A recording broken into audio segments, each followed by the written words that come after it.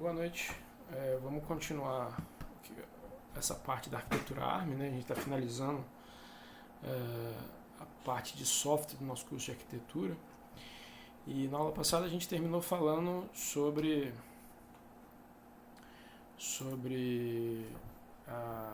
como que é o processo de compilação, né? De converter a linguagem, um programa de alto nível em linguagem de máquina. Falamos sobre o processo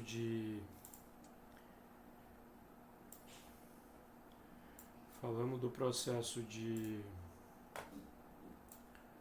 deixa eu só ajeitar aqui um instante. Falamos do processo de...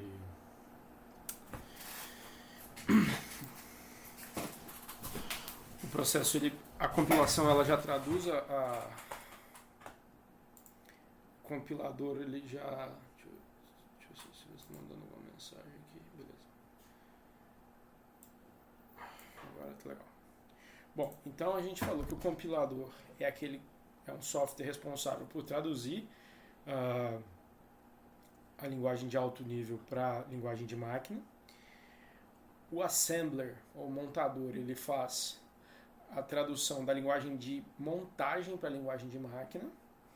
Esse passo intermediário pode ser feito, a gente fez ele diretamente e fez usando o passo intermediário, né?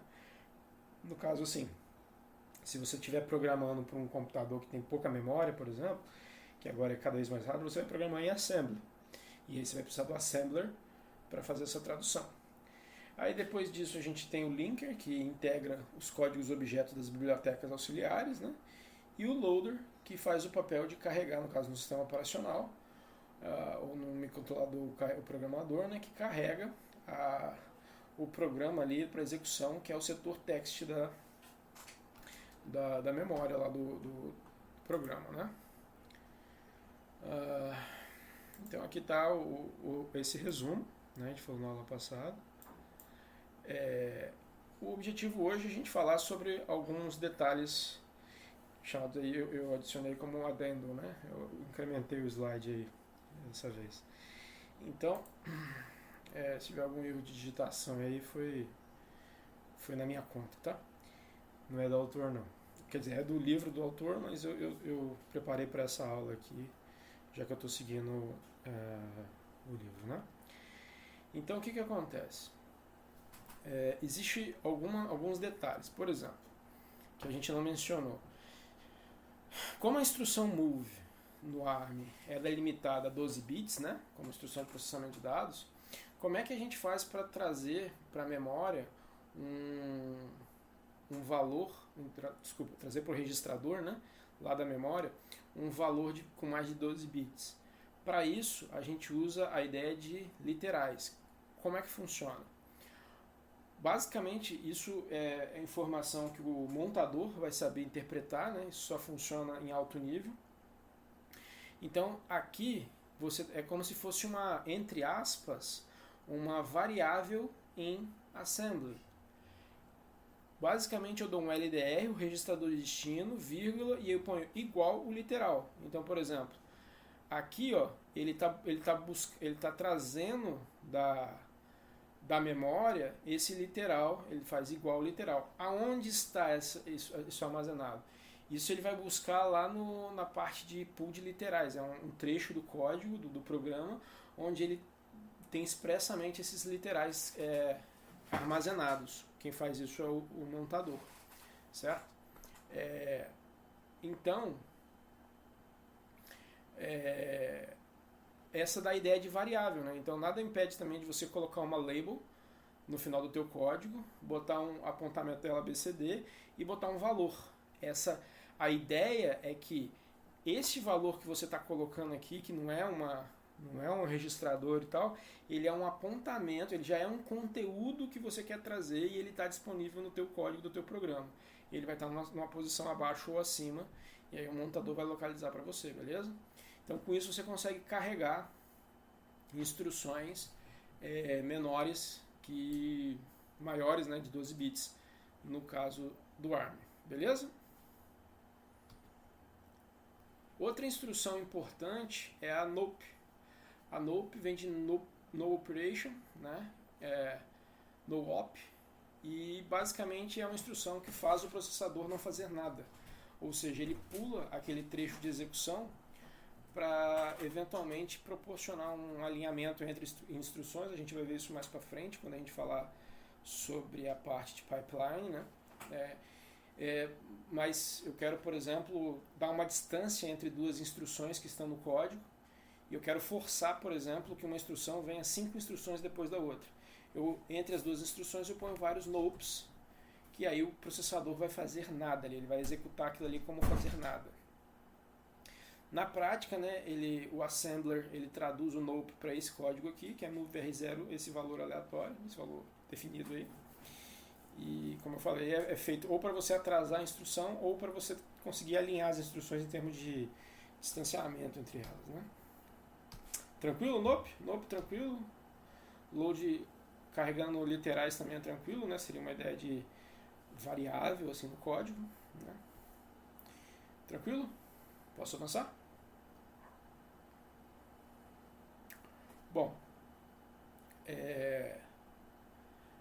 uma coisa muito importante que vocês provavelmente vão ver com bastante intensidade em microcontrolador é a parte de exceptions. O que são exceptions? Exceptions são basicamente funções, chamadas de função. Lembra lá de chamada de função? O que é uma chamada de função? É um desvio no código, certo?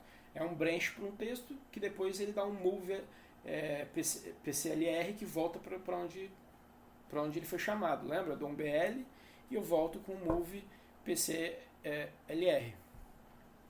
E aí eu consigo executar, por exemplo, faço uma chamada de função, ou seja, um código dedicado a executar um trecho, resolver um problema específico. E o que é uma exception? É a mesma coisa, só que ela acontece de maneira inesperada, sem agendamento, ela é orientada a evento. Então, uma exception é um evento que acontece para o processador que força ele a fazer uma chamada de função. Essa chamada de função, esse evento, ele pode ser causado... Vocês estão me ouvindo? Me dá um ar, beleza? Ele pode ser causado... Estou ouvindo, valeu. Esse evento ele pode ser causado por um hardware, quando a gente está falando aí, por exemplo, de periféricos ao redor do processador, ou por um software. Quando o exception é feito por um hardware, por exemplo, um dispositivo de entrada e saída, isso é chamado de interrupção. Então, interrupção é um evento que força o processador a fazer um desvio para um código de tratamento de exceção. Se essa exceção for por software, ela vai ser chamada de trap. Exemplos de traps, a gente tem a chamada de sistema, né, quando você tem um código rodando num computador, né, num sistema operacional, quando uma aplicação pede para o sistema fazer alguma coisa, né, fazer algum I/O, etc., ela faz isso via system call. Por exemplo, quando você dá um comando de reset, é via software, né? Então é um exemplo também de uma trap. Se um programa tentar ler um endereço que não existe, por exemplo, também gera uma trap. Beleza? Mas as duas coisas são exceptions. Beleza? Então aqui, né, eu tenho um exemplo aqui, por exemplo. O PC ele iria executar esse código em rosa aqui, mas aí aconteceu o evento. Então aconteceu o evento, o hardware desvia para uma região de memória que vai ter lá o seu vetor de tabela para tratamento de interrupção. Beleza? Tranquilo?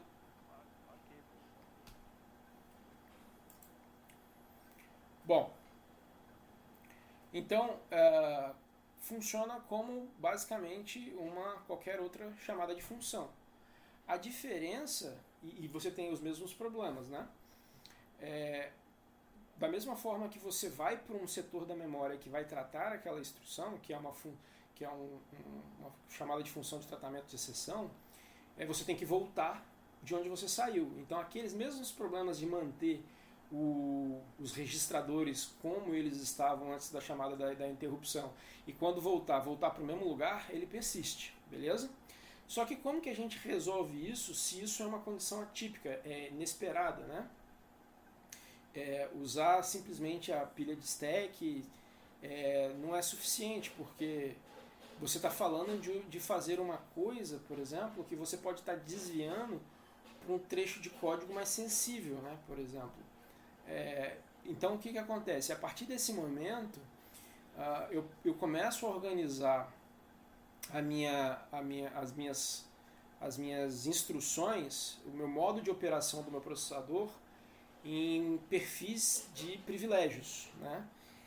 E eu não posso vamos supor, se um código de usuário tem acesso a essa tabela, vamos supor que eventualmente eu permita que um código de uma aplicação que esteja rodando aqui acesse isso aqui. Esse cara pode comprometer todo o sistema, ele pode acabar com toda a parte de I/O simplesmente por ter acesso a uma área privilegiada. É uma área ali que o processador vai saber o que tem que fazer, por exemplo, para eventos externos, para tratar eventos inesperados. E isso não tem a ver com o código da aplicação do usuário que está executando ali, entendeu? Isso tem mais a ver com a interoperabilidade do hardware. Então, assim, a gente não pode deixar, em tese, né, não pode deixar essa região de memória acessível. Aqui, nessa região de memória, vai ter o que a gente vai chamar de tabela de vetores. Né? Nessa tabela de vetores, o que é essa tabela? Basicamente é a descrição da exceção, né? Por exemplo, reset, instrução indefinida, chamada de supervisor, prefetch, abort de prefetch, enfim. Cada uma dessas exceções ela vai apontar por um endereço de memória. E neste endereço vai estar o código que vai tratar aquela exceção. E que depois vai voltar para onde teve enfim, é o que a gente chama de exception handler. Ou seja, é o manipulador da instrução. Beleza? Então imagina que aquele código, aquele trecho de código que a gente botaria numa label lá para representar uma função, né? Porque a gente setoriza o código. Existe uma região da memória do processador, né, que trata simplesmente as exceções. Nessa região eu tenho uma tabela chamada tabela de vetores, onde para cada tipo de exceção, que é um código, eu vou apontar um desvio, um branch para um determinado endereço. Então, por exemplo, se eu for para o endereço 0 da memória, eu vou executar o código de reset. Se eu for para o endereço 4, eu vou executar o handler, né, o código da exceção instrução indefinida. O que ele faz lá quando acontece isso? Beleza? Se eu for para a posição 18, eu vou tratar uma interrupção, uma IRQ. IRQ é uma interrupção de hardware. Beleza? Deu para entender? Por isso acontecer de uma maneira bem criteriosa e ter que acontecer num tempo adequado, o processador ele vai implementar um outro banco de registradores. Um outro conjunto de registradores. Simplesmente, tipo o CPSR, né, que é aquele registrador que mantém as flags, o processador agora ele vai ter um conjunto de registradores para manter o estado dos registradores antes da interrupção. Porque lembra que eu tenho que voltar? Só que se eu voltar mexendo na pilha, como é um evento assíncrono, eu posso ter um problema ali de sobrescrito ali daquela pilha. Então, para melhorar o desempenho e a execução dessa exceção, o processador internamente ele tem um conjunto de registradores que salvam o estado do LR e de todos os outros registradores necessários para quando o contexto voltar lá para o programa, voltar da maneira que o programa parou, certo? E não afetar a aplicação e vice-versa. Beleza? Tranquilo? Bom, ponto. Uma vez que os processadores suportam tratamento de exceção, ou seja, esse desvio que vai para um trecho de código especial que vai tratar alguma coisa relacionada a um código específico de sistema operacional, software ou uma interrupção de hardware, eu tenho que tomar cuidado com esse momento de execução. Então, para isso, os processadores implementam o que a gente chama de nível de privilégio de um programa. Então, toda vez que uma instrução vai executar, existe um registro dentro do processador que define o nível de privilégio daquela instrução. Se aquela instrução não... Aí basicamente, por exemplo, aí na tabela a gente tem os exemplos dos níveis de privilégios. E aonde que isso está armazenado? Ele fica nos 4 primeiros bits, 0, 1, 2, 3, 4, desculpa, nos 5 primeiros bits daquele registrador, do mesmo registrador que armazena as flags da ULA. Lembra do CPSR? O CPSR ele tem 32 bits e ele armazena nele lá as flags da ULA. Além disso, ele armazena também qual é o nível de privilégio que aquela instrução tem para executar. Se essa instrução tiver o privilégio 0, né, que é esse 1000 aí, ela é uma instrução de usuário, ou seja, a instrução de usuário não pode ter acesso às memórias privilegiadas, ela só tem acesso à memória dela. Então, o usuário, o código de usuário, jamais vai acessar, por exemplo, um handler de tratamento de exceção, por exemplo, que ele poderia comprometer esse handler, etc. Daí para baixo, depois do nível usuário, você tem o nível supervisor, abort, undefined, interrupt e fast interrupt, por exemplo. Esses modos são todos modos com privilégio para acessar essa memória mais crítica, certo? Então, o nível de privilégio é uma função importante do processador para garantir que um código malicioso não acesse ou não quebre, né, um sistema ou um outro parte do programa.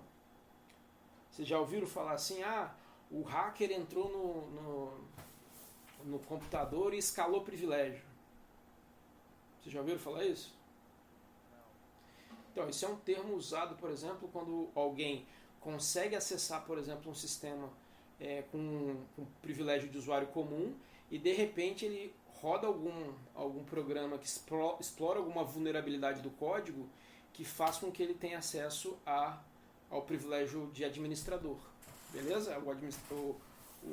O administrador seria o nível de execução do sistema operacional. Beleza?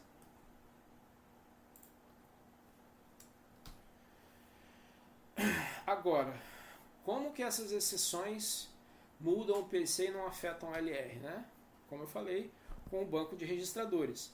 O banco de registradores ele é conhecido por essa sigla, SPRS, como se fosse o CPSR, né? Só que dedicado para ter uma cópia dos registradores. Simplesmente assim.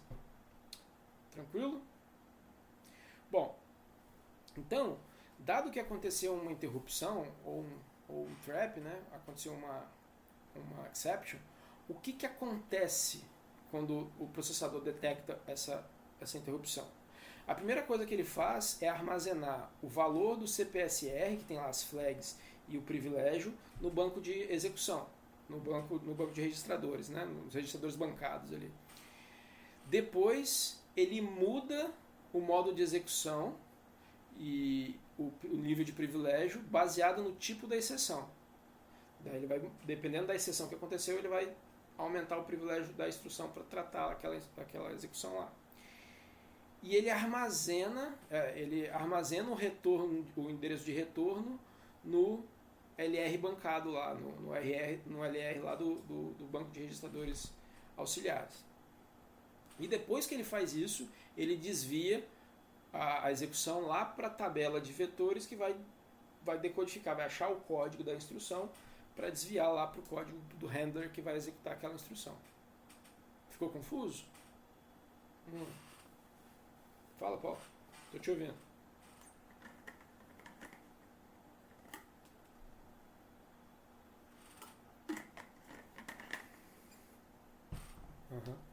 O modo de execução é esse aqui, ó.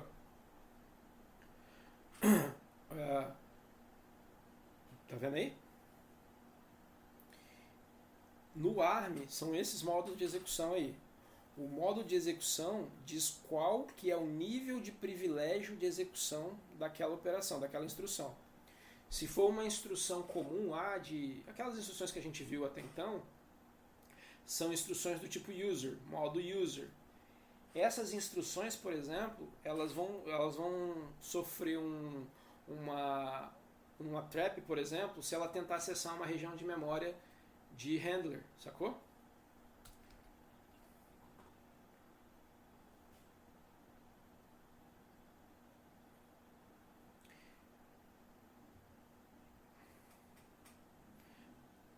Então, mas as instruções, por padrão, elas rodam a nível de usuário, né? A mudança de tipo, ela acontece no momento do evento. E isso é registrado nesse registrador aqui não arquitetural, o CPSR. É aquele mesmo registrador que armazena as flags, não tem? É aqui que ele define o nível de execução. Então, por exemplo, lá no handler pode ter uma instrução add, more, move, etc.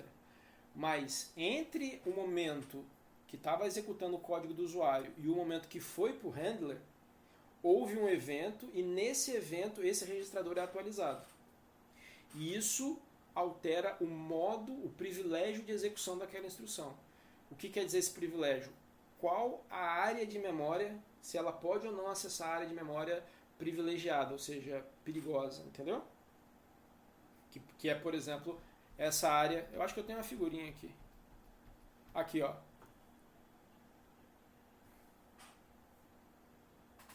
É o próprio, é ele.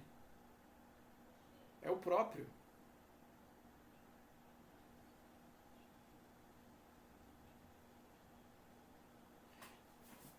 Veja bem, veja bem. Esse registrador CPSR, ele é um registrador auxiliar. Ele não está definido no conjunto de instruções. Ele existe internamente no processador. Como um registrador, considerando que a arquitetura tem uma palavra de 32 bits, esse registrador vai ter 32 bits. As flags, por exemplo, ocupam 4 bits. A gente não falou em que momento nenhum, em que posição desse registrador essas flags estão. Elas estão lá. 4 bits. Exatamente, são as flags.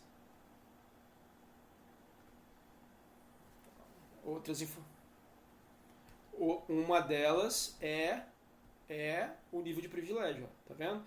O nível de privilégio fica nos bits de 0 a 5, de 0 a 4, né? Os 5 bits mais baixos desse registrador, ele armazena em que estado está o privilégio. É como se fosse uma máquina de estado, sabe? Então, dependendo do valor que está ali, o nível de acesso à memória muda. E isso a gente chama de níveis de privilégio. Sacou? Então, por exemplo, as instruções do sistema operacional rodam num privilégio mais alto. Rodam nesse nível supervisor ou qualquer uma dessas outras aí.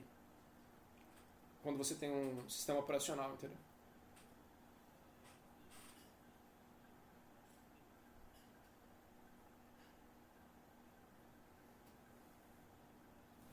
Uhum.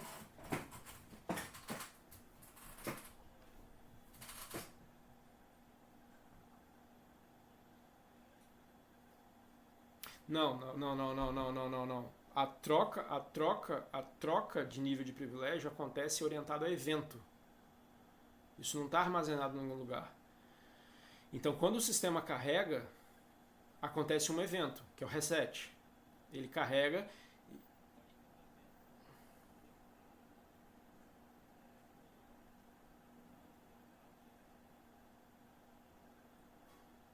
Uhum.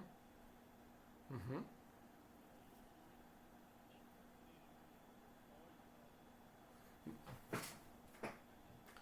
Então, mas é assim, ó.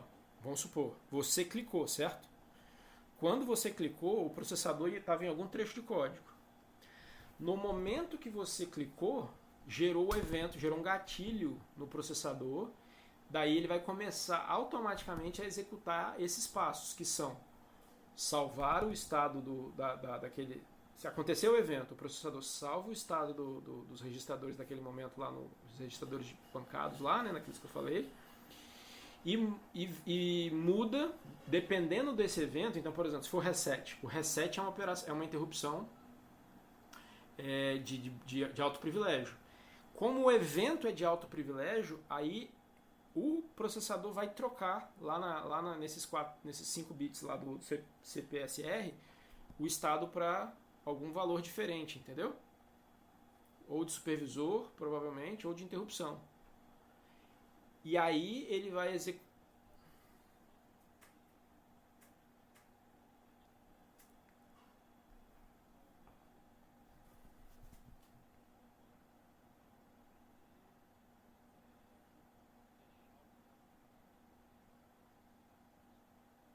Não. É bem simples. O reset assim, é um comando que desvia a instrução, por exemplo, ao handler dela. Vamos mais simples. Ele simplesmente desvia para o início e recarrega o sistema. Ele desvia para o bootloader, né, que vai puxar o sistema para a memória. As instruções são determinadas, entendeu? É um conjunto crítico. Assim. Então, você clicou no reset, por exemplo. Você foi lá no computador e deu um toque no botão de reset. Isso não é uma instrução. Isso é um evento. Esse evento vai chegar no teu processador e esse evento ele tem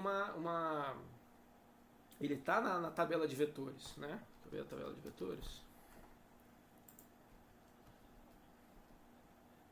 Aqui, ó. Exatamente, que é o trecho de código. Esse trecho de código é o trecho código 0, que é o código que recarrega o computador ou o processador, entendeu? É uma posição de memória onde está. É isso aqui, ó. Cadê? Esse endereço é isso aqui, ó. Lembra como que é a organização de memória? O sistema operacional está lá no final, eventualmente, e aqui você tem os exceptions handlers. O que é aqui? É basicamente um conjunto de instruções. Entendeu? Então aqui no endereço 0 eu vou ter as primeiras instruções de inicialização do sistema. Quais são elas? Eu não sei. É um conjunto de instruções que inicializa o sistema. Download em algum lugar aí que tem um código que começa a chamar o sistema. Para tratar uma interrupção, sei lá, de impressora. A impressora vai ter um endereço de RQ. Toda vez que bater ali, eu disparo. O handler aponta para um driver, por exemplo. E esse driver está lá no sistema operacional. Aí o handler vem para cá. Entendeu? Então é simplesmente uma instrução de desvio. Esse código ele é pré-definido na inicialização. Então toda vez que você inicializa a memória, isso é definido, entendeu?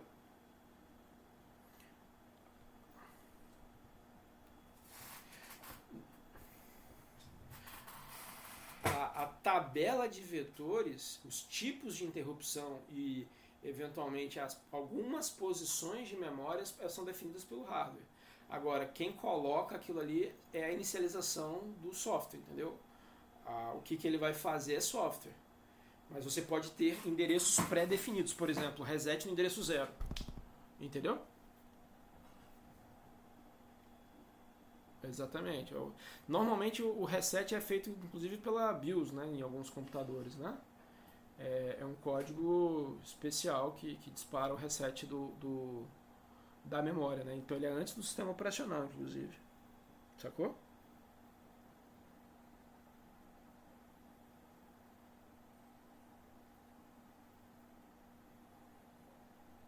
Mais ou menos, nem sempre. Nem sempre. Tem reset, por exemplo, que já sinaliza e já chama o bootloader zerado e limpa a memória inteira, entendeu? Mas isso, você tem vários tipos. Então, esses tipos aqui são definidos pelo hardware. Ó. Por exemplo, esses tipos aqui é uma figura que eu tirei da microchip, né? Então, isso aqui é um exemplo de tabela de vetor do PIC. Só para ficar... tá vendo? Ó, vetor de reset ali, isso é um detalhe. Essa aqui é um exemplo do ARM que o autor põe no livro. Então, por exemplo, as instruções de hardware, elas vão estar nessa região aqui. Isso quer dizer que vai ter exatamente um código ali? Não, ali vão ter ponteiros. Como meu hardware pode ter meu computador pode ter diversos hardwares, aquela interrupção ela pode desviar para um driver que está lá no sistema operacional. Entendeu? É simplesmente o vetor, é uma tabela de vetor que diz dado. Depois eu posso ver um comando aqui que eu mostro as IRQs do meu sistema, né? Que basicamente ele vai apontar para que endereço de memória eu vou desviar quando acontecer aquele evento. Beleza? Quando você programa com um microcontrolador, o teu código já é o superusuário ali. Então você como programador que tem que prever os eventos, entendeu? Isso acontece mais quando você tem um sistema operacional, esse nível de privilégio. A nível de microcontrolador, o teu código já executa como firmware, né? Sacou? Mas isso é uma característica que se o processador te fornecer, você consegue instalar um sistema operacional nele. Que é o caso da maioria dos processadores ARM. Ok? Respondi, ô Rafael? Beleza. Então, quando você tem um sistema operacional, né, um processador que suporta esse sistema operacional, você tem esses níveis de privilégio. Então, basicamente, você tem vários níveis de privilégios altos, que vamos dizer assim, que não restringem o acesso a regiões de memória, e você tem o nível de privilégio usuário. Basicamente são dois, mas aí, no nível de superusuário você tem vários níveis para dependendo de cada tipo de acesso que você for fazer.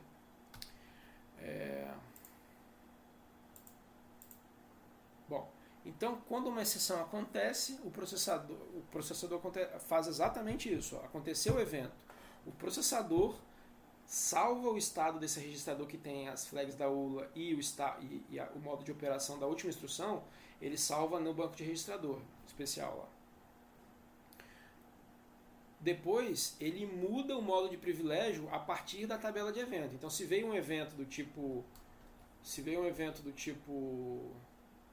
interrupt, ele vai trocar para esse privilégio aqui, ó. Sacou?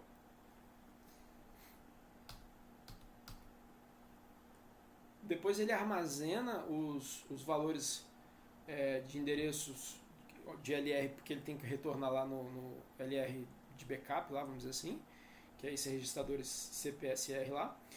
E depois ele desvia para a tabela de vetor baseada no tipo da exceção. Aí, essa tabela de vetor vai apontar para o trecho do código do sistema que vai, de fato, executar o handler, né? Que vai fazer o tratamento daquele desvio. Depois, ele restaura, depois que ele executou e tratou a interrupção, ele copia os registradores salvos no SPSR de volta para o CPSR, então ele volta as flags de status e a condição de privilégio para o estado que estava antes e restaura o registrador de status, né, que é o CPSR. Ele copia o LR de volta para PC e restaura o modo de privilégio para o que estava antes. E aí volta para o programa original. Beleza? Então, ó, programas de usuário, eles executam em baixo privilégio, que é o PL0. Sistema operacional executa em privilégio alto, que é o PL1 para cima. Ok? Como que acontece essa transição? Essa transição ela pode ocorrer a partir de uma supervisor aqui, tá? Supervisor call. Então existe uma instrução chamada SVC que faz uma chamada de supervisão. Essa instrução, como é que é a troca desse contexto? Você está no teu programa precisa fazer por exemplo, fazer uma chamada de sistema, ele vai colocar um código lá chamado SVC, e aí ele vai fazer uma chamada do código do sistema operacional. E aí o sistema operacional que vai supervisionar essa mudança de privilégio. Beleza?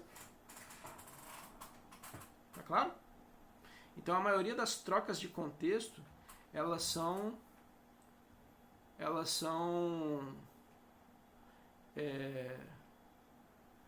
realizadas com a supervisão do sistema operacional, no nível de privilégio. Então, por isso que as vulnerabilidades que você consegue explorar no sistema estão muito ligadas à vulnerabilidade no código do teu sistema operacional. Então, vou dar um exemplo. O pessoal vai lá, instala como é muito comum, né? Instala um sistema supervisório de um controle de uma planta crítica, usando o Microsoft XYZ. E aí, se você olhar pelo site lá de exploit.com, você vê lá que, por exemplo, o sistema Windows lá é um dos sistemas que tem maior número de vulnerabilidades detectadas. O que são aqueles exploits? São códigos que executam chamadas de sistema no sistema operacional e provocam um vazamento, né, uma coisa não prevista que o programador do sistema não esperava, e que aquilo troca o nível de privilégio daquela aplicação para ser administradora, por exemplo, para rodar como administrador. Então, um atacante, eventualmente, fora do sistema, via rede, por exemplo, você pegou, se o seu supervisório estiver isolado, aí a chance de acontecer é baixa. Então, como as plantas antigas elas não eram conectadas em rede externa, Por isso que isso sempre aconteceu bem. Mas a partir do momento que você precisa dessa conexão externa, você tem que usar um sistema operacional robusto. E o que é um sistema operacional robusto? É aquele que tem os programadores mais geniais? Não. É aquele sistema que está há mais tempo no mercado e já tem a maturidade de ter passado por vários problemas e tem o código suficientemente maduro para resistir a alguns tipos de ataque. E aquele código que tem uma equipe suficientemente rápida para, no momento que tiver todo código tem vulnerabilidade, no momento que essa vulnerabilidade do sistema for detectado, corrigir e disponibilizar uma correção, né? Então, por isso que a gente costuma dizer que os sistemas proprietários eles sofrem de dificuldade nisso, porque normalmente essas equipes são contratadas pela empresa. E muitos softwares de comunidade, software livre, né, como o Unix e o próprio Linux, ele se desenvolve em comunidade. E aí você tem uma gama de pessoas que trabalham e auditam esse código muito maior. E isso dá uma confiabilidade maior ao teu sistema, entendeu? Então, esse que é o ponto. Isso não é torcida, não é tipo igual futebol, né? Tem um motivo técnico. Por quê? Todo código novo ele pode ter problema de vulnerabilidade. Essa é a verdade. Então, toda atualização que você faz no sistema, você pode estar corrigindo problemas antigos e criando os problemas novos. E os ataques em redes eles acontecem justamente porque pessoas especialistas descobrem macetes, né, de execução em código onde ele escalona privilégio no sistema. Beleza? E você vê, ó, basicamente, usando instrução de hardware, eu posso tentar forçar isso. Então, se um atacante consegue de alguma forma botar uma instrução na memória do teu processador, mesmo sem privilégio, com privilégio baixo, mas ele descobre que passando um parâmetro de tal forma o processador endoida. Parou de ouvir? Vocês pararam de me ouvir? Não, parou. O João Vitor caiu. Tá. E então assim, descobre-se aí uma forma de invadir o sistema, ou seja, alterar esse nível de execução, entendeu? Isso é muito comum em microcomputadores, em servidores, etc. Em microcontrolador isso é mais raro, mas é perigoso da mesma forma, entendeu? O código tem que estar bem seguro quando você conecta ele em rede. Ok? Vocês estão acompanhando? Eu estou viajando muito, como é que está o nível aí? Fala a verdade. Vou ter que ler depois, mas... Tá dando para acompanhar? Bom.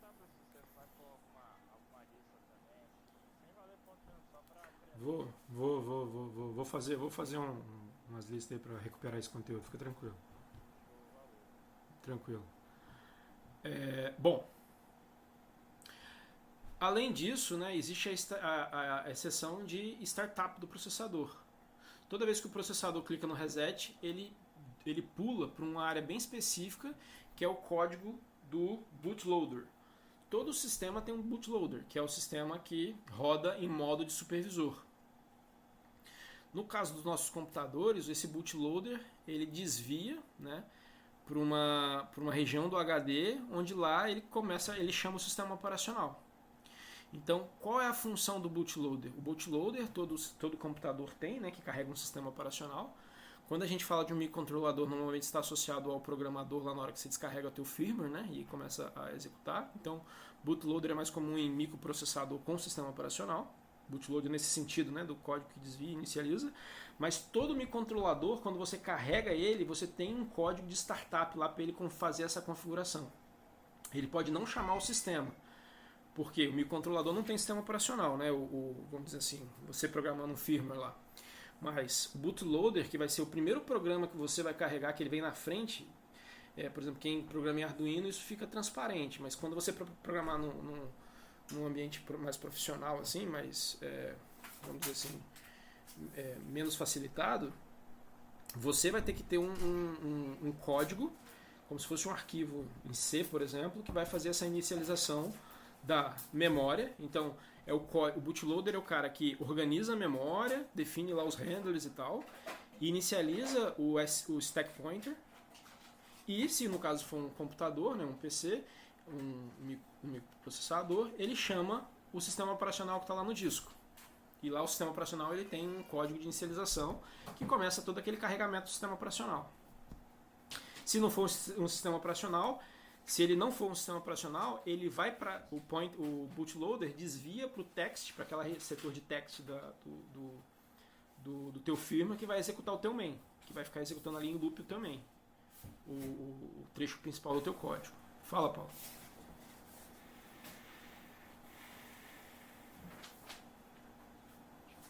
Uhum.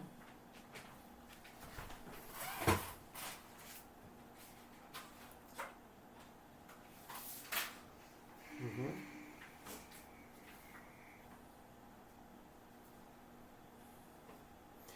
Não. Pergunta de novo, porque eu não entendi a sua dúvida, cara.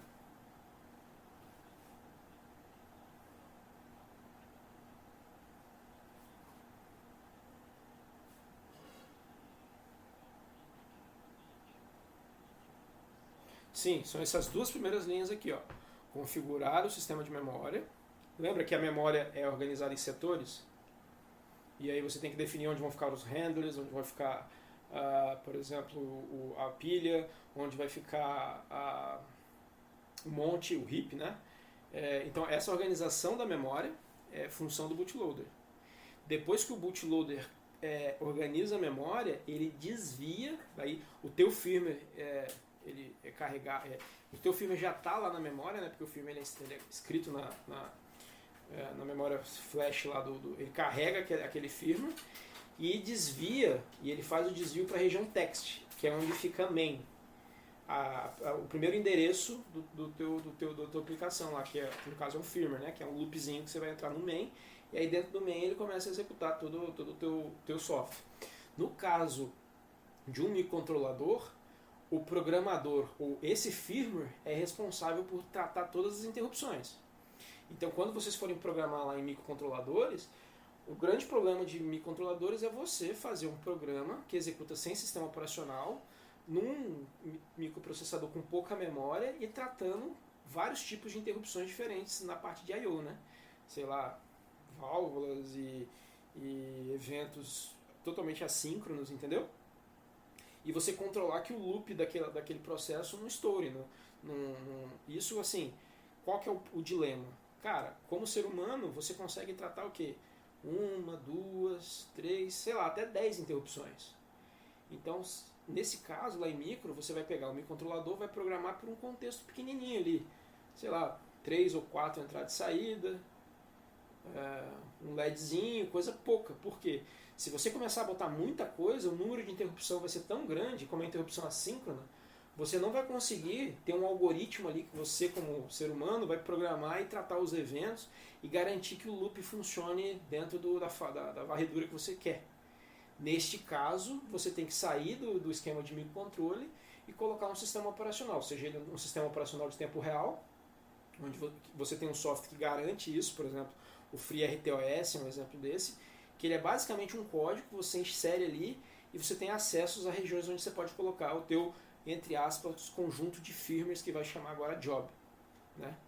Ou num sistema não crítico, que é o seu computador aí, um servidor e qualquer coisa assim, um Raspberry Pi, por exemplo, você carrega um Linux. Aí nesse caso, o bootload chama o sistema operacional e o sistema operacional começa a popular toda a memória. Ele começa a carregar os drivers, começa a carregar todo o sistema dele. Depois que ele carrega, o sistema operacional faz essa segunda parte aí. Ele carrega um ou outro programa da memória, troca o estado de privilégio e deixa o programa executar. E aí vai pro próximo e fica assim o tempo todo. Eu respondi você, Rafael? Ficou claro, cara?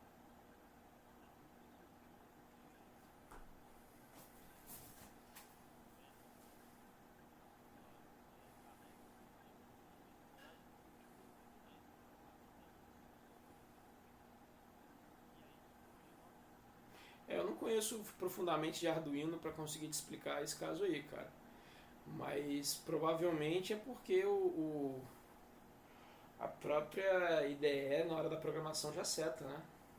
Não sei, eu realmente não sei. Mas o bootloader é isso, é um trecho de código responsável por carregar o setar a memória. Quando, por exemplo, aqui a gente vai fazer um exemplo desse, assim, eu vou mostrar para vocês um código desse. Quando é um firmware, o teu firmware tem que ter o código de bootloader. Esse bootloader, ele vem no teu código, é um arquivo lá dentro com um nome específico que ele vai primeiro, ele vai na primeira posição lá do teu firmware, entendeu? Aquele trecho você fez, entendeu? Sacou?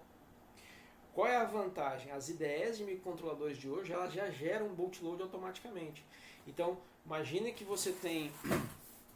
Deixa eu mudar aqui rapidamente para um quadro. Putz, eu não acredito que eu fechei o quadro. Não, fechei não. Tá vendo a minha tela aqui? Ixi, tá reconectando, calma aí. Então, vamos supor que você tem um programa, né? O teu programa vai ter lá, por exemplo, um arquivo... Oh, caramba, digita. Ele vai ter um arquivo startup... startup.c ou bootloader.c, sei lá.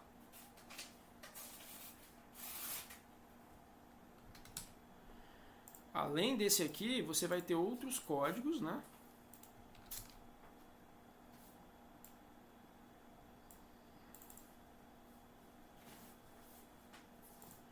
Rapaz, eu tomo uma coça desse bicho aqui, cara. Aí, consegui. Você vai ter lá o código do seu firmware. De alguma forma, né? Esse bootloader vai ter lá um .h, certo? Que você vai incluir ele no teu firmware. Então, esse código aqui, ó, ele entra, aqui no começo. Entendeu? E esse código é um código bem padrão. Sacou? Aí esse código aqui, ele vai ter uma última instrução lá que vai saber que tem que carregar esse programa aqui. Aí esse programa, ele é carregado. Tem uma última instrução que carrega isso pra cá. Entendeu?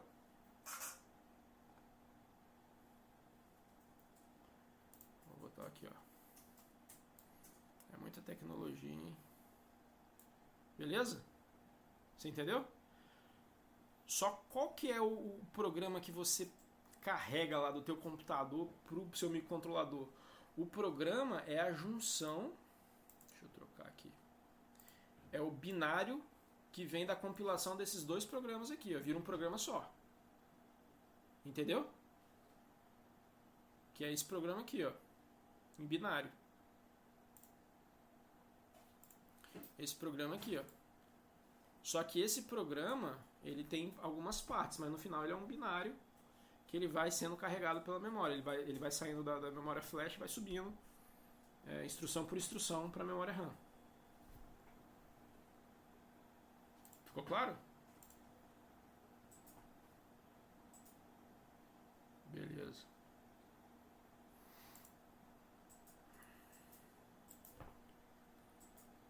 Então, assim, é bastante conceito. Eu vou ver se a gente faz umas atividades aí até com o próprio Kahoot, alguma coisinha pra gente retomar, né? Mas eu vou botar esses slides lá no ar. É importante que vocês leiam, né, cara? Porque só a gente discutindo aqui, a chance de você esquecer essas ideias é muito alta.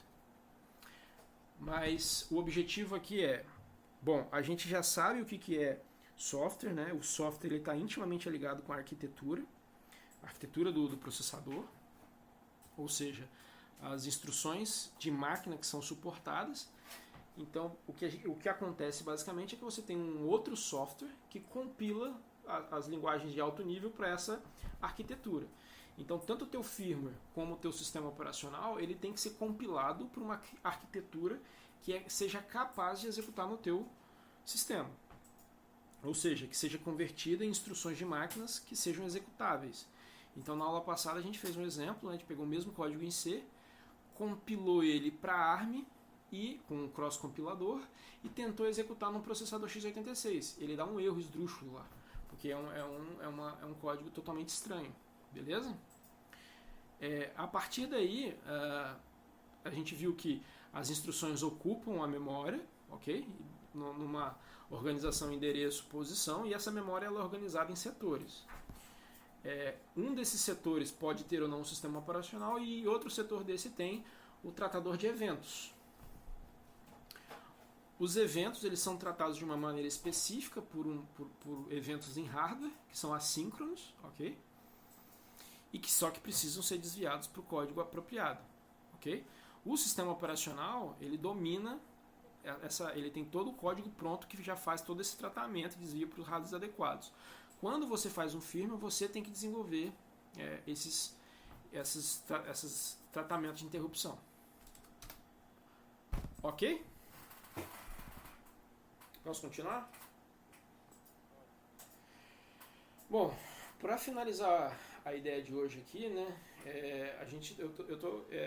nesse semestre eu estou estendendo um pouco mais o conteúdo do ARM, porque é bom entender esses detalhes, né, que enfim, isso torna a gente um pouco mais profissional na utilização de computação, né, porque as coisas deixam de ser um pouco mágicas.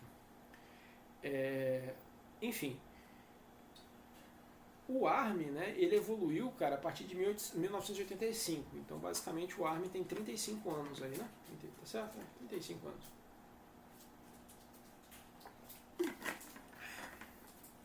É muito importante a gente saber diferenciar. E isso aqui é o ponto de atenção que eu queria mostrar para vocês. Eu vou abrir uns links aqui para isso ficar claro. Uma coisa é a arquitetura do processador. Peço para alguém, o que é a arquitetura de um processador?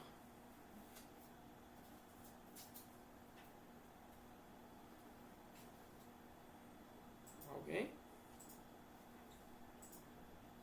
Show. Isso. A arquitetura de um computador é definida pelo conjunto de instruções que ele suporta e pela forma com que ele manipula os operandos. Show? Isso é diferente de família de processador.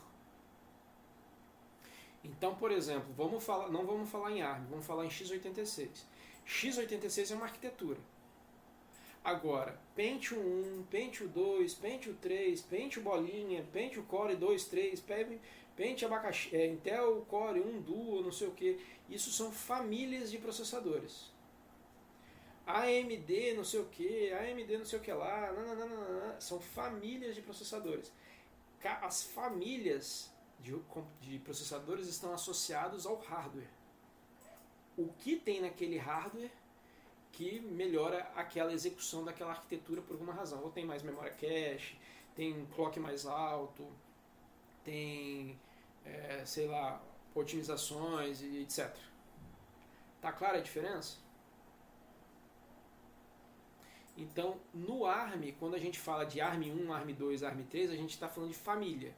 Quando começa a aparecer ARM V2, V3, a gente está falando de arquitetura, ou seja, conjunto de instruções, beleza? Então, o primeiro processador que surgiu foi o ARM1 como processador. Ele era uma evolução de um primeiro processador conhecido como 6502, que era utilizado na década de 80 como processador pessoal. Ali um concorrente ali nos primórdios ali daquela disputa da IBM com o PC, né, que usando os Intel. Mas ele era produzido pela Arcon Computer. Aí, em 1986, saiu a segunda versão desse processador e aí definiu-se a arquitetura ARM-V2. Essa arquitetura ARM-V2 ela se baseava no endereço de barramento de 26 bits, onde os 6 mais altos bits do PC armazenavam os status. Então, no ARM-V2 a gente não tinha aquele registrador CPSR lá de status. Os status ficavam nos 6 bits mais altos do PC. E o restante ele usava de endereçamento. Então, ele conseguia endereçar até 2 elevado a 26 bits de memória. Né? 2 elevado a 32 dá 4 GB, né? Faz a conta aí, 2 elevado a 26 é quanto de memória você poderia botar nesse processador. Na arquitetura ARM-V3, o barramento de endereço foi estendido para 32 bits e foi criado o CPSR, que é aquele registrador de status que a gente conhece. Em 93 saiu a ARM V4, que que adicionou operações basicamente aquelas operações que manipulam metade da palavra, surgiram ali, né? E a maioria das instruções que a gente viu até aqui, de processamento de dados e tal, isso tudo vem do ARM V4, que é uma versão no tempo. Por que a gente não está vendo as instruções? Porque para estudar arquitetura, ficar vendo as instruções é uma programação muito avançada. A ideia de arquitetura aqui, a gente tem uma noção de arquitetura de computadores na visão ampla, né? Então não dá para a gente aprofundar em detalhes de instrução e virar um programador expert em assembly. Porque hoje em dia você faz isso com um programa de alto nível, né? Faz em C e tal, e encontra um compilador adequado. Mas é importante conhecer esses conceitos, para não achar que é mágica, né? Para até saber depurar problema. A partir do ARM V5, então, no nosso curso aqui a gente não vai tratar desse tipo de coisa. Mas a título de curiosidade e de informação, né? A gente sabe, surgiram as instruções TUMP, ou as instruções curtas, as instruções miniatura, não sei como é que traduz isso direito, e as instruções de processamento digital de sinal. Então, a partir do ARM V5, a arquitetura passou a dar suporte a processamento digital de sinal analógico, que é o DSP, instruções de DSP, para fazer, por exemplo, processamento de sinais. Beleza?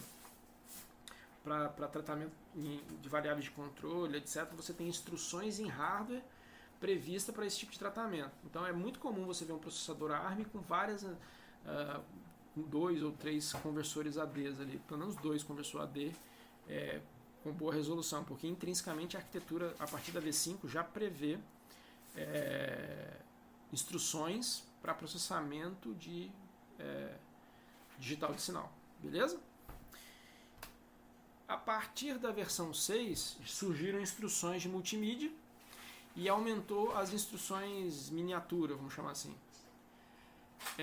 Na versão 7 teve um incremento uma melhoria nas instruções de multimídia e de processamento de ponto flutuante para processamento científico, né?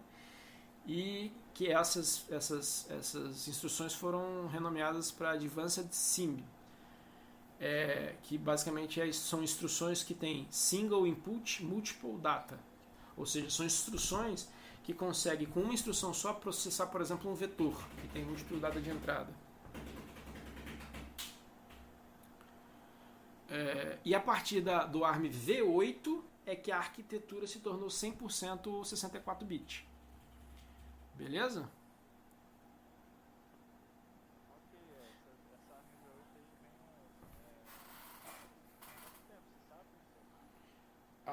Cara, não sei. Eu sou péssimo. Dá uma googlada aí pra nós aí. Mas, por exemplo, se você pegar um Raspberry Pi, ele é ARM V8, entendeu? Porque ele é 64 bits. Cara, puta, agora eu acho que eu falei errado, cara. Eu não tenho certeza se o Raspberry Pi é 64 bits. Dá uma googada aí pra nós também pra confirmar isso aí. Eu não tenho certeza não. Mas enfim. Eu acho que mas não tenho certeza realmente. Mas qualquer um. Pega o Raspberry 4 aí.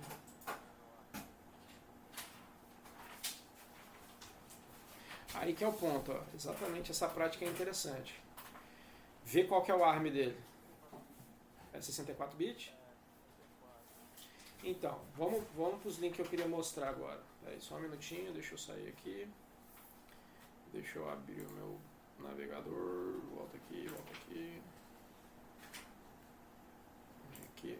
Então. Se vocês forem nesse link aqui do Wikipedia, eu vou mandar para vocês aqui no Slack. Eu mandei no Slack e vou mandar aqui também na aula aqui, no bagulho da aula. Pera aí. Tanto navegador aqui que eu tô até perdido. Aqui. Nesse link aqui, ó. Vocês caem nesse site aqui, o que ele tá mostrando, ó, tá vendo?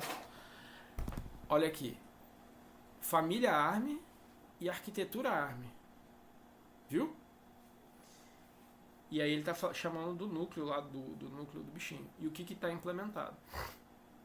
Então repara, qual que é o processador aí do Arduino? Do Arduino, desculpa, do Raspberry Pi.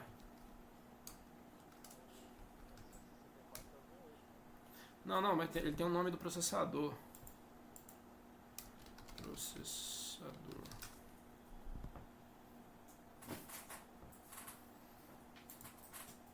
Ó, ele tem o ARM V8, então agora quando vocês virem ARM V8, quando vocês virem, ó, cadê? Raspberry Pi P4 processador, vamos ver aqui, ó. Ele tem a cache, a gente vai ver. Cadê? Pô, qual que é o nome do processador, velho? Só quero essa informação. Podia, né? Aqui, ó. O processador dele é o Core ARM11, por exemplo. Beleza? Aqui, ó. O Raspberry Pi 3. Ele vem com... Isso aqui, ó, é a microarquitetura. Cortex A53, ou a família. Beleza? Tá vendo? Ó? A partir do Pi 3, ele já é ARM Cortex, né? Cortex é uma versão. Então vamos aqui na versão do Cortex, ó. A partir do Cortex A53, ó. A53, tá vendo? Cortex A53, ele é a arquitetura ARM V8 índice A. Sacou? Se é ARM V8, a gente já sabe que é 64 bits. Já por exemplo, o Pi Zero, que é aquele pequenininho, né, que custa R$50. Vem tá aqui, deixa eu ver se tem ARM. Ó, ele é um ARM11, tá vendo? Então ele roda sobre ARM V6, então é um processador mais antigo. 32 bits. Vocês conhecem o Raspberry Pi Zero?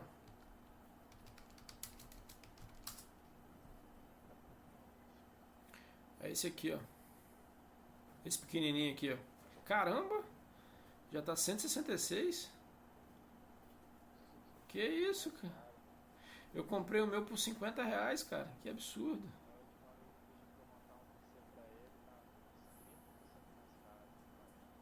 Que isso, mano. Nossa senhora. Tamo bem, hein?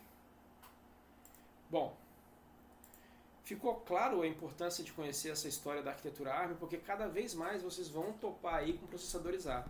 Está clara a diferença entre arquitetura e família? A família é a microarquitetura. É como que é a versão do hardware que foi feito. Então, família é hardware. Arquitetura é software. Beleza? Bom, se ninguém tem mais dúvida, por hoje, peraí, deixa eu ver. Na próxima aula eu começo daqui, né? Eu explico o que são essas instruções minimizadas aqui, as miniaturas.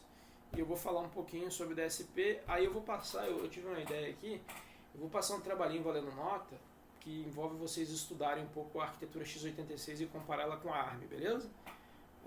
Valendo um pontinho aí. Falou? Então, por gentileza, respondam. Todo mundo já respondeu a chamada lá? Façam isso por gentileza. Deixa eu cancelar aqui a gravação.